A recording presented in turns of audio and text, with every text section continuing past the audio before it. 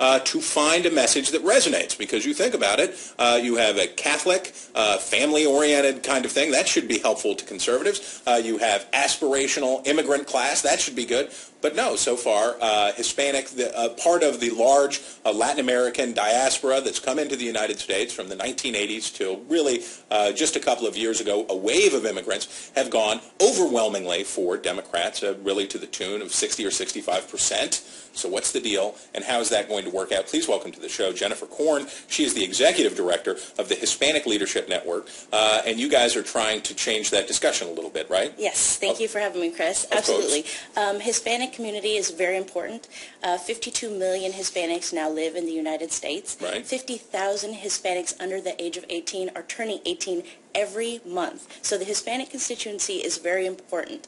I worked on President Bush's 2004 election, where we paid a lot of attention to the Hispanic community, and were able to get a historic 44% of the Hispanic vote. Yeah. So it's not really the issues, it's more about engagement. Right now, the Republican Party and conservatives really aren't doing the engagement that the Democrats and the liberals are doing right now. So there absolutely is a window of opportunity. So there's an attention question. There's playing a constituency game where you say, we're listening, we're paying attention to you. Right, exactly. We did some polling, and it showed that, yes, overwhelmingly, Hispanics identify as Democrats, but they also identify, like over 65%, as conservatives on issues from national security to government spending to abortion to family values. So there's absolutely a window of opportunity to speak to the community, and that's what we need to do. We need to engage the community, and that's what Hispanic Leadership Network is doing. Now, the concern that many Republicans, people like Ed Gillespie and others, have expressed is that there is a toxicity for the Republican brand, for the red team, based on hardline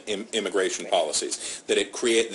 And when you look at the polls, as you say, on issues, Hispanic voters often have conservative ideas on multiple topics, but feel alienated by immigration, but at the same time, the Republican base is not going to tolerate anything that sounds remotely like amnesty. So what do you do there? So yeah, it's what I call the immigration earmuffs. Yeah. So Hispanics may agree with you on the economy, like that, on yes. healthcare, on education, Right. because those, like every other American, the economy is the #1 issue for Hispanics, but they're not going to be listening to you because of the immigration issue if you're too hard line. Now, you can still be conservative on immigration and be able to appeal to Hispanics. So what we need to talk about is national security. Hispanics are for securing the border. A temporary worker program. Hispanics are for that, conservatives are for that, businesses are for that. How do we fix the legal system so that more people can come here legally without the bureaucracy? So there's a lot of things that Republicans can talk about, conservatives can talk about, without saying, using the tone and rhetoric that turns Hispanics off. If you had one piece of advice for Willard M. Romney, what would it be? I would say engage the Hispanic community, connect with the community, and make sure that you talk about, yes, the economy, but tell them what your plan is on immigration and talk about it in a way where you're listening to what they have to say as well. In 2008, he went down to Florida and he wore a Guy Barra shirt, which is the vented panel shirt right there that's popular in the Cuban-American community down there in Dade County.